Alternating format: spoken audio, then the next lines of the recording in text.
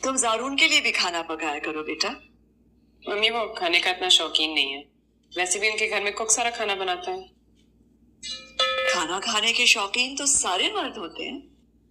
तुम खाना बनाओगी तो उसे भी शौक पैदा हो जाएगा और तुम्हारे हाथ के खाने की लज्जत पहचान लेगा वो। तो क्या बात हुई?